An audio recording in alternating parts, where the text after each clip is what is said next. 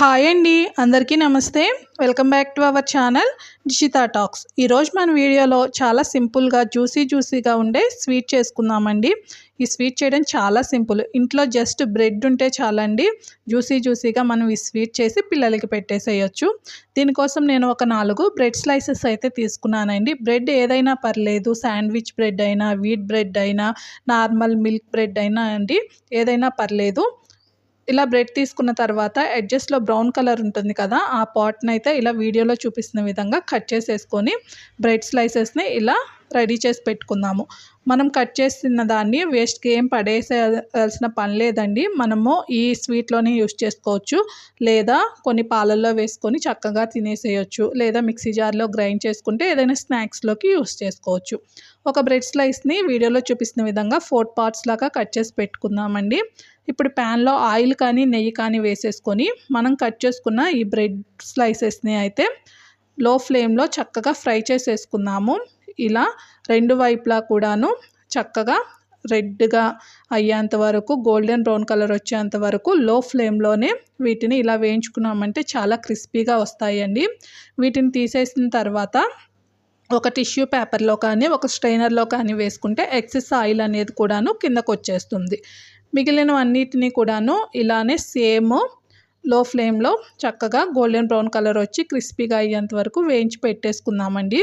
వీటిని చల్లారాక చక్కగా క్రిస్పీగా అవుతాయి, సేమ్ రస్కుల్లాగా ఉంటాయండి. ఒకసారి తిని చూడండి. ఇప్పుడు ప్యాన్లో నేను ఒక 1/2 కప్ వరకు షుగర్ తీసుకుంటున్నానండి. నేను తీసుకున్న క్వాంటిటీకి ఇది సరిపోతుంది.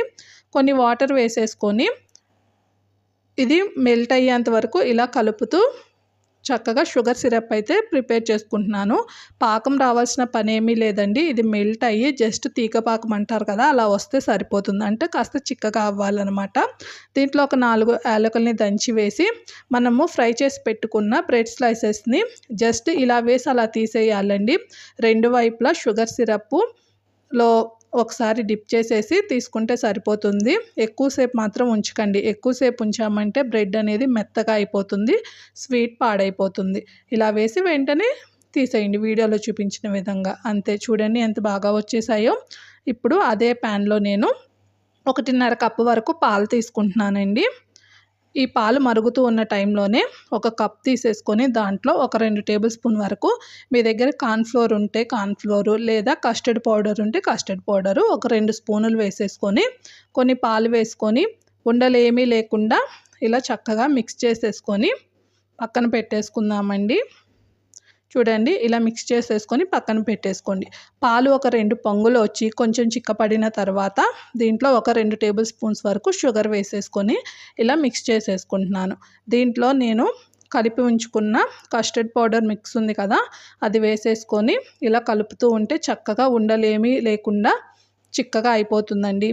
ఇది ఇలా చిక్కగా అయిన తర్వాత దీంట్లో ఒక 1/2 కప్ వరకు, మీ దగ్గర మిల్క్ పౌడర్ ఉంటే మిల్క్ పౌడర్, లేదా మనము కట్ చేసుకుని ఉంచిన బ్రెడ్ ఉంది కదా, దానిని మిక్సీ జార్లో వేసి గ్రైండ్ చేసి వేసేయండి. ఇవేమీ లేకుంటే ఇంట్లో పల్లీలు, పుట్నాలు ఉంటాయి కదా, వాటిని డ్రై రోస్ట్ చేసేసి ఒక 1/2 కప్పు గ్రైండ్ చేసి వేసుకున్నామంటే ఇలా చిక్కగా అయిపోతుందండి.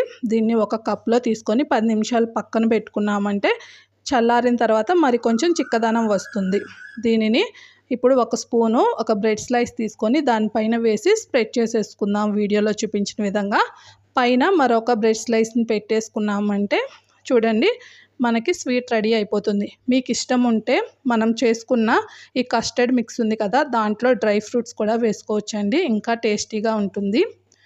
మీకు ఇలా ఇష్టమైతే స్వీట్ ఇలా తినేసేయచ్చండి. జ్యూసీగా ఉంటుంది చక్కగా చేసిన వెంటనే. లేదా మీకు ఇంకా క్రిస్పీగా కావాలి అనుకుంటే ఒక 15 to 20 మినిట్స్ ఫ్రీజర్లో పెట్టారు అంటే ఇవి క్రిస్పీగా కూల్గా అవుతాయి. పిల్లలైతే అలా క్రిస్పీగా ఉంటే చాలా ఇష్టపడతారండి. 2 విధాలుగా ఒకసారి మీరు ట్రై చేయండి.